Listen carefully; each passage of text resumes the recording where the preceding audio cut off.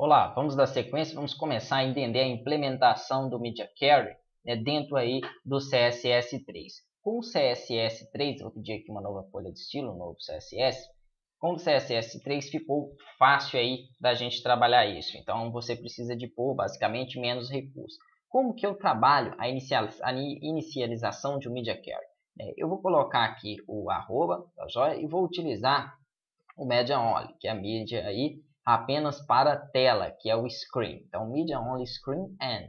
Aqui eu vou passar os tipos de parâmetro que eu quero, né? Que seria, por exemplo, ali, eu estou criando uma nova folha de estilo, uma nova regra de estilo, uma estilização para uma mídia, vamos supor, de iPhone. Então, o que eu preciso passar aqui para ele é a largura e a altura daquela tela. Seria basicamente isso aí, tá joia? Nós vamos trabalhar inicialmente apenas com largura. Então, eu vou colocar aqui que é a largura, e aí os comandos vão que para quem já conhece CSS, por isso que eu falei que é interessante, é ideal você já conhecer para acompanhar o curso. Vou colocar aqui uma largura de 320 pixels para a minha resolução, vamos supor assim, da tela. Só que eu tenho, tá joia, a resolução do dispositivo e a resolução da tela, ou seria a largura do dispositivo e a largura da tela, que pode variar, né? Nós vamos criar geralmente para a largura do dispositivo, porque se você criar para a largura da tela, isso a gente vai ver depois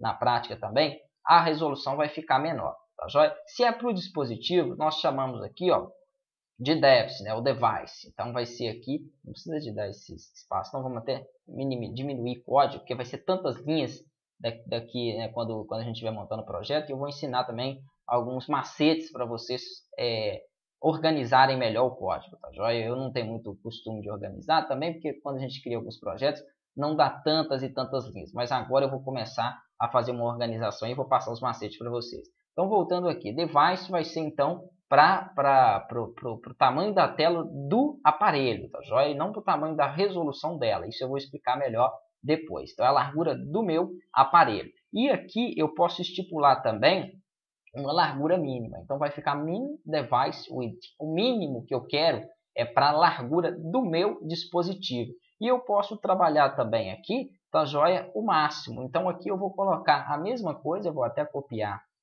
essa linha, só que eu quero que o máximo que ele se ajuste seja 480 pixels.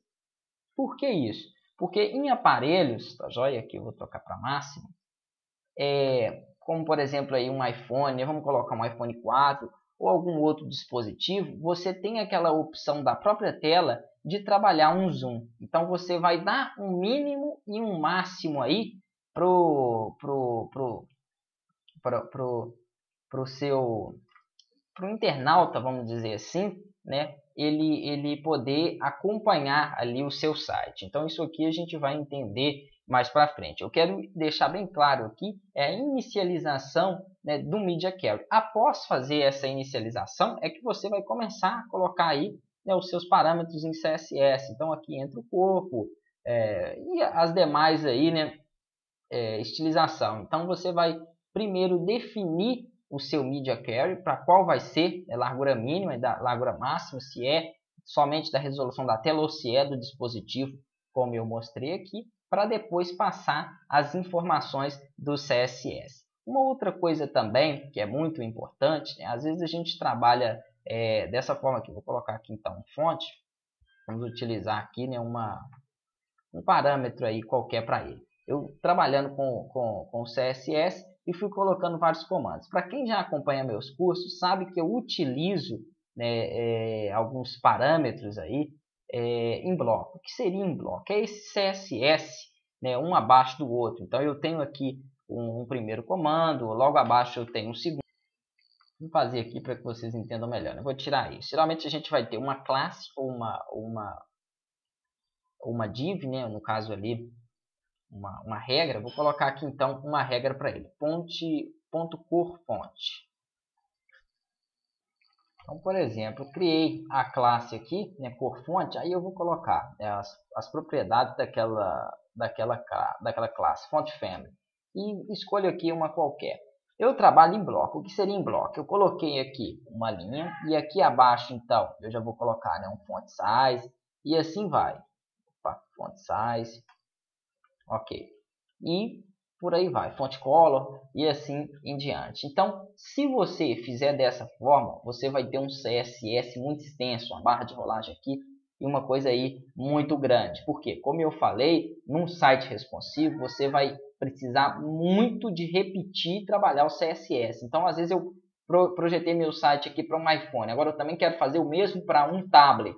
Eu vou precisar de estar sempre aqui recorrendo ao meu CSS. Então, nós podemos trabalhar com ele em linha. Assim, eu fico com uma folha de estilo menor. Na verdade, vai ser os mesmos comandos, mas ele em linha vai te poupar uma barra de rolagem grande aqui. Então, essa é uma das primeiras dicas que eu dou. A segunda dica é, por exemplo, trabalhar em ordem alfabética, né, na organização aqui das classes. Isso aí a gente vai ver também na prática.